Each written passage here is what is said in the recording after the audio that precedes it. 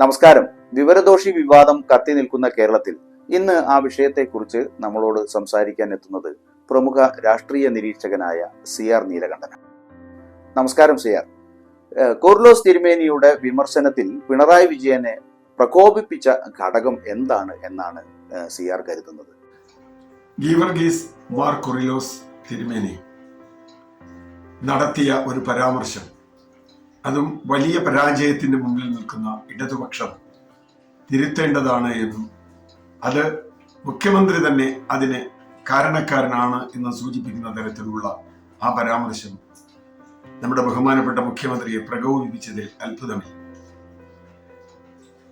എക്കാലത്തും ഇടതുപക്ഷ രാഷ്ട്രീയത്തോടൊപ്പം നിന്ന ആളാണ് ഡോക്ടർ മാർ കൂറിലോസ് തിരുമേനി. ജനകീയ വിഷയങ്ങളിൽ ഒരു സംശയവുമില്ലാതെ ഇടപെട്ട ആളാണ്. അദ്ദേഹം പറഞ്ഞ ഒരു കാര്യം, ഈ ഗവൺമെന്റ് അഴിമതിയിലും ധാർഷ്ട്യത്തിലും മുങ്ങിയിരിക്കുന്നു, അതിനുള്ള ജനങ്ങളുടെ പ്രതികരണമാണ് ഈ തെരഞ്ഞെടുപ്പ് ഫലം എന്നാണ്. ഒരുപക്ഷെ അദ്ദേഹത്തെ ഏറ്റവും കൂടുതൽ വേദനിപ്പിച്ചിരിക്കാൻ സാധ്യതയുള്ള ഒരു പരാമർശം ഇത് തന്നെയാണ്. അഴിമതിയിൽ മുങ്ങിയ ഒരു സർക്കാർ എന്ന് മാത്രമല്ല, ധാർഷ്ട്യത്തിൽ മുഖമായ ഒരു സർക്കാർ എന്ന് മാത്രമല്ല, എല്ലാ കാലത്തും കോവിഡും പ്രളയവും വരും എന്ന് പ്രതീക്ഷിക്കരുത് എന്ന് പറയുന്നതിലൂടെ 2021 LDF നേടിയ വിജയം കോവിഡിന്റെയും അല്ലെങ്കിൽ പ്രളയത്തിന്റെയും പ്രത്യേക സാഹചര്യത്തിൽ ഉണ്ടായതാണ് എന്നും അത് യഥാർത്ഥ ജനപിന്തുണയല്ല എന്നും ഉള്ള ഒരു സൂചനയാണ്. ഇത് മുഖ്യമന്ത്രിയെ പ്രകോപിപ്പിച്ചതിൽ തെറ്റില്ല. കാരണം അദ്ദേഹം കരുതുന്നത് താനാണ് ഏറ്റവും അറിവുള്ള ആൾ, ഏറ്റവും ശേഷിയുള്ള ആൾ എന്നാണ്. അദ്ദേഹത്തെ പിന്താങ്ങുന്ന സംഘങ്ങളും അതുതന്നെയാണ് പറയുന്നത്. ലോകപ്രസിദ്ധനായ ഒരു ദൈവശാസ്ത്രജ്ഞനും സാമൂഹ്യ ചിന്തകനുമായ കൂറിലോസ് തിരുമേനിയെ വിവരദോഷി എന്ന് പറഞ്ഞതിലൂടെ താൻ എത്ര വലിയ വിവരദോഷിയാണ് എന്ന് അദ്ദേഹത്തിന് മനസ്സിലായിട്ടുണ്ടാവും. അതുകൊണ്ട് തന്നെ തീരെ ചിന്തിക്കാതെ വന്ന അത്തരമൊരു പരാമർശം അദ്ദേഹത്തിൽ അകത്തുണ്ടായ വലിയ കോപത്തിന്റെ ഫലമാണ് എന്ന് നമുക്ക് തിരിച്ചറിയാൻ കഴിയും. കേരളത്തിലെ ഒരു ശരാശരി ഇടതുപക്ഷ അനുഭാവിയുടെ മനസ്സിനെ ബിഷപ്പിന്റെ വാക്കുകൾ പ്രതിനിധീകരിക്കുന്നുണ്ടോ യഥാർത്ഥത്തിൽ? ബഹുമാനപ്പെട്ട കൂറിലോസ് തിരുമേനി കൃത്യമായി പറഞ്ഞത് കേരളത്തിലെ ഓരോ ഇടതുപക്ഷ പുരോഗമന അനുഭാവിയുടെയും വാക്കുകൾ തന്നെയാണ്. അവരുടെ മനസ്സിൽ അതുണ്ട്. നമ്മൾ അതിനുശേഷം കണ്ടത് ഇടതുപക്ഷ ഹാൻഡിലുകളായി എക്കാലത്തും നിന്നിരുന്ന ഒരുപാട് വ്യക്തികൾ ഈ കഴിഞ്ഞ തെരഞ്ഞെടുപ്പിൽ പോലും 20 സീറ്റിലും ഇടതുപക്ഷം ജയിക്കണമെന്ന് ആഗ്രഹിച്ച് പറഞ്ഞിരുന്ന ആളുകൾ ഇപ്പോൾ വളരെ കൃത്യമായി മുഖ്യമന്ത്രി ചെയ്തത് തെറ്റാണ്, മുഖ്യമന്ത്രി ഇങ്ങനെ മുമ്പോട്ട് പോകാൻ പാടില്ല, ഇത് ധാർഷ്ട്യമാണ്, ജനാധിപത്യ വിരുദ്ധമാണ് എന്ന് പറയുന്നുണ്ട്. അതുകൊണ്ട് തന്നെ കൂറിലോസ് തിരുമേനിയുടെ വാക്കുകൾ കേരളത്തിലെ ഇടതുപക്ഷ മനസ്സിന്റെ സ്പന്ദനങ്ങൾ തന്നെയാണ്. നോക്കൂ, അദ്ദേഹം എല്ലാ കാലത്തും ഇടതുപക്ഷത്തിനൊപ്പം നിന്നിട്ടുണ്ട്. ഇടതുപക്ഷ രാഷ്ട്രീയത്തിനൊപ്പം, ഇടതുപക്ഷം എന്ന് ഞാൻ പറയുമ്പോൾ LDFനൊപ്പം എന്ന് മാത്രം അതിനില്ല. വലിയ പദവികൾ തനിക്ക് ലഭിച്ചിട്ടും അത് 60-ാം വയസ്സിൽ ഉപേക്ഷിക്കുകയും സാധാരണ മനുഷ്യനായി ജീവിക്കുകയും എന്നാൽ ചെങ്ങറയും അരിപ്പയും പെരിയാർ മലിനീകരണവും തുടങ്ങി കേരളയിൽ വരെയുള്ള വിഷയങ്ങളിൽ ജനങ്ങൾക്കൊപ്പം ശക്തമായി അദ്ദേഹം നിലകൊണ്ടു. എന്നിട്ട് അദ്ദേഹം പറഞ്ഞു, ഇടതുപക്ഷ രാഷ്ട്രീയം എന്നാൽ മനുഷ്യാവകാശമാണ്, പരിസ്ഥിതി സംരക്ഷണമാണ്, ലിംഗനീതിയാണ് എന്ന് മാത്രവുമല്ല, വിമോചന ദൈവശാസ്ത്രം എന്ന് ഇന്ന് ലോകം മുഴുവൻ പറയുന്ന, ആരാധിക്കുന്ന അല്ലെങ്കിൽ അംഗീകരിക്കുന്ന ആ പ്രത്യയശാസ്ത്രത്തെ ഇടതുപക്ഷവുമായി യോജിപ്പിച്ചുകൊണ്ട് തന്നെയാണ് പുതിയ മാർക്സിസ്റ്റ് ചിന്തകൾ വരുന്നത് എന്ന് നമുക്കിന്നറിയാം. അദ്ദേഹം ഉന്നയിച്ച ഓരോ വിഷയവും ഇടതുപക്ഷത്തിന് നിങ്ങൾ ഇടതുപക്ഷമല്ല എന്ന് പറയുന്നതാണ് എന്ന് നമുക്ക് കാണാം. അതുകൊണ്ട് തന്നെ കൂറിലോസ് തിരുമേനി ഉന്നയിക്കുന്ന വാദങ്ങൾ അത് ഓരോ ഇടതുപക്ഷക്കാരനും തോന്നും ഞാൻ പറയേണ്ടതായിരുന്നു. അദ്ദേഹത്തിന്റെ ആ നിലപാട് പിന്നീട് പലപ്പോഴും നമുക്ക് അംഗീകരിക്കേണ്ടി വന്നിട്ടുണ്ട്. വിമോചന ദൈവശാസ്ത്രത്തിന്റെ ആ പക്ഷത്ത് നിന്നുകൊണ്ട് അദ്ദേഹം നടത്തിയ പ്രസംഗങ്ങൾ സഖാവ് EMS പി ഗോവിന്ദപ്പള്ളിയും അടക്കമുള്ള നിരവധി ആളുകൾ, അത് ബിഷപ്പ് പൗലോസ് മാർ പൗലോസ് മുതൽ കാപ്പൻ വരെയുള്ള ആളുകൾ, അവർ തുടർന്ന് അതേ പാതയിൽ ഇദ്ദേഹം മുമ്പോട്ട് പോകുമ്പോൾ EMS പി ഗോവിന്ദപ്പള്ളിയും അടക്കം, എന്തിന് ഇപ്പോൾ ജീവിച്ചിരിക്കുന്ന തോമസ് ഐസക്കും MA ബേബിയും അടക്കം എത്രയെത്ര വേദികളിൽ ഈ ബിഷപ്പുമായി പങ്കിട്ടിരിക്കുന്നു എന്ന് നമുക്ക് കാണാം.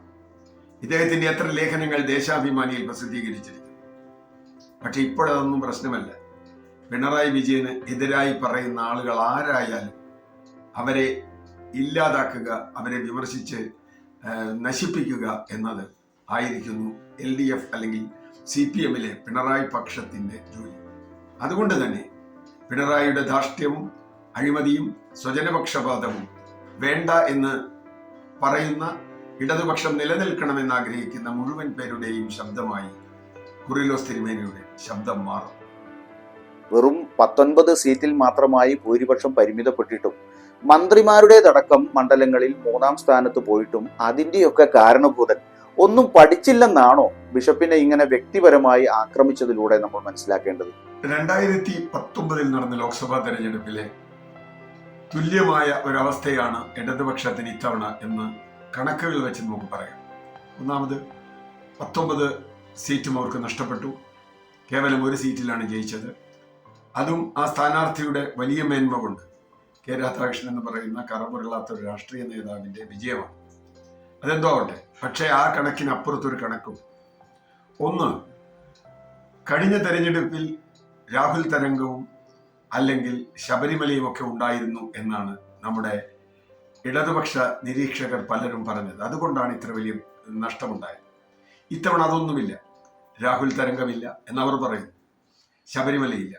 എന്നിട്ടും എന്തുകൊണ്ട് അനേക ലക്ഷങ്ങൾ ഭൂരിപക്ഷം UDF-ന് പല മണ്ഡലങ്ങളിലും ഉണ്ടായി? കഴിഞ്ഞ തവണത്തേക്കാൾ വളരെ കൂടിയ ഭൂരിപക്ഷം ഇത്തവണ ഉണ്ടായി. പ്രത്യേകിച്ചും മലബാറിലെ മണ്ഡലങ്ങളിൽ, കൊല്ലത്ത്, എറണാകുളത്ത് ഒക്കെ ഉണ്ടായ വലിയ മുന്നേറ്റം UDF-ന് മുന്നേറ്റവും LDF-ന് വലിയ തകർച്ചയുമായി. അതിനേക്കാൾ കൂടുതൽ എന്നെ പേടിപ്പിക്കുന്നത് LDF-ന്റെ വോട്ടുകളിൽ ഉണ്ടായ വലിയ ചോർച്ച, അത് UDF-ലേക്ക് മാത്രമല്ല പോയത്, അതിൽ നല്ലൊരു പങ്ക് BJP-യിലേക്ക് പോയി. പ്രത്യേകിച്ചും തൃശ്ശൂർ തുടങ്ങി കോട്ടയവും ആലപ്പുഴയും ആറ്റിങ്ങലും ഒക്കെ അത് വളരെ പ്രകടമാണ്. പലയിടങ്ങളിലും 3-ാം സ്ഥാനത്തേക്ക് വരെ LDF പോയി. LDF മന്ത്രിമാരുള്ള സ്ഥലങ്ങളിൽ LDF 3-ാം സ്ഥാനത്തേക്ക് പോയി എന്ന് പറഞ്ഞാൽ അതിനർത്ഥം എന്താ? തൃശ്ശൂരിലെ ഇരിങ്ങാലക്കുട അടക്കമുള്ള മണ്ഡലങ്ങൾ, നിരവധി കായംകുളം പോലെയുള്ള മണ്ഡലങ്ങളൊക്കെ നമുക്കറിയാം. എന്നിട്ടും അത് ഉൾക്കൊള്ളാൻ ഒരു നിലയ്ക്ക് മുഖ്യമന്ത്രി തയ്യാറില്ല. അപ്പോൾ ഇത് അദ്ദേഹം കൂടി അറിഞ്ഞുകൊണ്ട് നടത്തിയ ഒരു രാഷ്ട്രീയ കളിയാണോ എന്ന് ചിലപ്പോൾ നമുക്ക് സംശയം തോന്നും. തൃശ്ശൂരിൽ BJP ജയിച്ചതിനെ കുറിച്ച് അദ്ദേഹത്തിന് പ്രത്യേകിച്ച് അഭിപ്രായമൊന്നും. നമ്മൾ പല കഥകളും ഉപശാലകളിൽ കേട്ടിട്ടുണ്ട്. അത് EP ജയരാജനും ജാവദേക്കറും തമ്മിലുള്ള ബന്ധമായാലും അടക്കം ഒക്കെ നമ്മൾ കേട്ടിട്ടുണ്ട്. അപ്പൊ അതിന്റെ കൂടി പ്രതിഫലനമാണോ എന്നറിയില്ല. BJP-ക്ക് ഉണ്ടായ മുന്നേറ്റത്തിൽ മുഖ്യമന്ത്രിക്ക് ഒരു ദുഃഖവുമില്ല. പാർട്ടി വോട്ടുകൾ ഒലിച്ചുപോയി. UDF-ലേക്ക് പോയ വോട്ടുകൾ പലപ്പോഴും ലോക്സഭാ തെരഞ്ഞെടുപ്പിൽ നിന്ന് നിയമസഭാ തെരഞ്ഞെടുപ്പിലേക്ക് വരുമ്പോൾ തിരിച്ചു വരാറുണ്ട്. പക്ഷെ BJP-യിലേക്ക് പോയ വോട്ടുകൾ അങ്ങനെ എളുപ്പം തിരിച്ചു വരുന്ന സാധ്യതയില്ല. കുറിലോസ് തിരുമേനി പറഞ്ഞതിനേക്കാൾ വളരെ മോശമായി മുഖ്യമന്ത്രി നേതൃത്വം കൊടുക്കുന്ന നവോത്ഥാന സമിതിയുടെ അധ്യക്ഷനായി ഇപ്പോഴും തുടരുന്ന വെള്ളാപ്പള്ളി നടേശൻ എന്ന SNDP നേതാവ് പറഞ്ഞു, കേരളത്തിൽ മുസ്ലിങ്ങൾക്ക് അമിത പ്രാധാന്യം കൊടുക്കുന്നത് കൊണ്ടാണ് ഇടതുപക്ഷത്തെ പിന്നോക്ക ഹിന്ദു വോട്ടുകൾ മാറിപ്പോയത്. മുഖ്യമന്ത്രി മിണ്ടിയില്ല. ഈ വിഷയത്തിൽ മുഖ്യമന്ത്രിക്ക് ഒരു നിലപാടില്ല, ഒരു അഭിപ്രായമില്ല. പക്ഷേ കുറിലോസ് തിരുമേനി സത്യം പറഞ്ഞപ്പോൾ അതിനോട് നിലപാടുണ്ട്. അതിൽ നിന്ന് ഞാൻ മനസ്സിലാക്കുന്നത് ഇന്നത്തെ രാഷ്ട്രീയ അവസ്ഥ മുഖ്യമന്ത്രിക്ക് അത്ര ദോഷകരമല്ല എന്നാണ് അദ്ദേഹം കരുതുന്നത്. കാരണം BJP ജയിച്ചു, ഇനി അദ്ദേഹത്തിനുള്ള കേസുകളെല്ലാം വിട്ടുകിട്ടും. അതുകൊണ്ടുകൂടിയാവാം വെള്ളാപ്പള്ളി നടേശനെതിരെ മിണ്ടായിരിക്കുകയും ഇടതുപക്ഷ രാഷ്ട്രീയം എന്നും ഉയർത്തിപ്പിടിച്ച കുറിലോസ് തിരുമേനിക്കെതിരെ ചാടിക്കടിക്കുകയും ചെയ്തത്. അതും ഏറ്റവും മോശപ്പെട്ട ഭാഷയിൽ വിവരദോഷി എന്ന പ്രയോഗത്തിലൂടെ അദ്ദേഹം കേരളത്തിന് അപമാനമായിരിക്കുന്നു എന്ന് പറയേണ്ടി. കേരളത്തിലെ ഒരു ശരാശരി ഇടതുപക്ഷ അനുഭാവിയുടെ മനസ്സിനെ ബിഷപ്പിന്റെ വാക്കുകൾ പ്രതിനിധീകരിക്കുന്നുണ്ടോ യഥാർത്ഥത്തിൽ? ബഹുമാനപ്പെട്ട കുറിലോസ് തിരുമേനിയുടെ ഏറ്റവും വിവാദമായ വാചകം ഇടത്തോട്ട് ഇൻഡിക്കേറ്റർ ഇട്ട് വലത്തോട്ട് വണ്ടി കൊണ്ടുപോയാൽ അപകടമുണ്ടാകും എന്നതാണ്. അത് അല്പം കാവ്യാത്മകമായി അദ്ദേഹം പറഞ്ഞു എന്ന് വേണമെങ്കിൽ നമുക്ക് കരുതാം. പക്ഷെ എന്താണ് ഇവിടെ സംഭവിക്കുന്നത്? താൻ ഇടതുപക്ഷമാണ് എന്നും ഇടതുണ്ടെങ്കിലേ ഇന്ത്യയുള്ളൂ എന്നൊക്കെ എപ്പോഴും ആവർത്തിക്കുന്ന ഒരാളാണ് ബഹുമാനപ്പെട്ട മുഖ്യമന്ത്രി. ലെഫ്റ്റ് ഡെമോക്രാറ്റിക് ഫ്രണ്ട് എന്നാണല്ലോ അദ്ദേഹത്തിന്റെ മുന്നണിയുടെ പേര്. എന്താണ് ഇടതുപക്ഷം? അത് ജനപക്ഷമാണ്. അത് സ്ത്രീകൾക്കും പരിസ്ഥിതിക്കും ദുർബലർക്കും ഒപ്പം നിൽക്കുന്ന പക്ഷമാണ്. അവരുടെ ജീവസന്ധാരണത്തിനായുള്ള പോരാട്ടത്തിൽ ഒപ്പം നിൽക്കേണ്ട പക്ഷമാണ്. പക്ഷെ ഇവിടെ കാണുന്നത് എന്താ? എല്ലാ ജനകീയ സമരങ്ങളെയും അടിച്ചമർത്തുന്ന ഏകാധിപതിയായ, ഏതാണ്ട് മോഡിക്ക് തുല്യമായി തന്നെ അത് ചെയ്യുന്ന കോർപ്പറേറ്റ് താല്പര്യങ്ങൾ ഒരുപക്ഷെ മോഡിയേക്കാൾ കൂടുതൽ ഇവിടെ കൊണ്ടുവരുന്ന, അത് ദേശീയപാതയുടെ വിഷയത്തിലാണെങ്കിലും അല്ലെങ്കിൽ ഗെയിൽ പൈപ്പ് ലൈനിന്റെ വിഷയത്തിലാണെങ്കിലും വിഴിഞ്ഞം തുറമുഖത്തിന്റെ വിഷയത്തിലാണെങ്കിലും ഇപ്പോൾ ഏറ്റവും ഒടുവിൽ കേരയിൽ പോലെയുള്ള വികസനങ്ങളുടെ വിഷയത്തിലാണെങ്കിലും ഒക്കെ തന്നെ ഈ കോർപ്പറേറ്റ് താല്പര്യം മേലെ നിൽക്കുന്നു. അതിനുവേണ്ടി എല്ലാ ജനകീയ പ്രക്ഷോഭങ്ങളെയും അടിച്ചമർത്താൻ അദ്ദേഹത്തിന് കഴിയുന്നു. എല്ലാവിധ മുന്നേറ്റങ്ങളെയും അദ്ദേഹം തകർക്കുന്നു. UAPA പോലെ ഉള്ള കരിനിയമങ്ങൾ അതും ഭേദഗതി ചെയ്തത് ഇന്ത്യൻ പാർലമെന്റിൽ എളമരം കരീമൊക്കെ എതിർത്തു എന്നാണ് പറയുന്നത്. അതേ നിയമം ആദ്യമായി ഇന്ത്യയിൽ നടപ്പാക്കിയത് മുഖ്യമന്ത്രി പിണറായി വിജയൻ നയിക്കുന്ന കേരള സർക്കാർ. അതുമാത്രവുമല്ല, സവർണ സംവരണം പോലെയുള്ള സാമൂഹ്യ വിരുദ്ധ ജനവിരുദ്ധ നിലപാടുകൾ എടുത്തുകൊണ്ട് അദ്ദേഹം തീർത്തും വലതുപക്ഷ നയങ്ങൾ വരുന്നു. അത് പാരിസ്ഥിതിക സംരക്ഷണത്തിൽ അദ്ദേഹത്തിന്റെ നിലപാട് തീർത്തും വിരുദ്ധമാണ് എന്ന് പറയാൻ ഒരു മടിയുമില്ല. നിരവധി വാളയാറായാലും വണ്ടിപ്പെരിയാർ അടക്കമുള്ള നിരവധി വിഷയങ്ങളിൽ സ്ത്രീ വിരുദ്ധ നിലപാടാണ് ഈ സർക്കാർ എടുക്കുന്നത് എന്ന് കൃത്യമായി പറയാൻ കഴിയും. വലിയ തോതിൽ സാമ്പത്തിക പ്രതിസന്ധി ഉണ്ട് എന്ന് പറയുമ്പോൾ താനും തന്റെ കുടുംബവും സുഖഭോഗം നയിച്ച്, അതും തെരഞ്ഞെടുപ്പിന്റെ ചൂടിൽ ഇടതുണ്ടെങ്കിലേ ഇന്ത്യയുള്ളൂ എന്ന് പറഞ്ഞ ഒരു തെരഞ്ഞെടുപ്പിന്റെ കാലത്ത് ബഹുമാനപ്പെട്ട മുഖ്യമന്ത്രിയും കുടുംബവും കേരളത്തിന് പുറത്ത് ഒരു മണ്ഡലത്തിൽ പോലും ഇടതുപക്ഷ സ്ഥാനാർത്ഥികൾക്ക് വേണ്ടി പോലും തമിഴ്നാട്ടിൽ പോലും പ്രചരണം നടത്താതെ മുങ്ങിയ അവസ്ഥയൊക്കെ ആലോചിക്കുമ്പോൾ തീർച്ചയായും അത് വലത്തോട്ടുള്ള തിരിവ് തന്നെയാണ്. ഈ വലത്തോട്ടുള്ള തിരിവ് ഇടതുവശം ആണ് തങ്ങൾ എന്ന് പറഞ്ഞുകൊണ്ടുള്ള ഒരു സർക്കാരിന് ഭൂഷണമല്ല എന്ന് ബഹുമാനപ്പെട്ട കുറിലോസ് തിരുമേനി പറയുമ്പോൾ അത് ഓരോ ഇടതുപക്ഷക്കാരന്റെയും മനസ്സിൽ ആ കാര്യം കൃത്യമായി വരും. അത് കാവ്യാത്മകമായ ഒന്നാണെങ്കിൽ പോലും അത് സത്യസന്ധമാണ്. ആ സത്യസന്ധത കേരളത്തിലെ ജനങ്ങൾ മനസ്സിലാക്കും.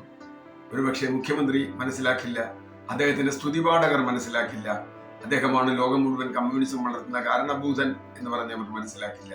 പക്ഷേ യഥാർത്ഥ ഇടതുപക്ഷ മനസ്സുള്ളവർ, ജനപക്ഷ മനസ്സുള്ളവർ മനസ്സിലാക്കും.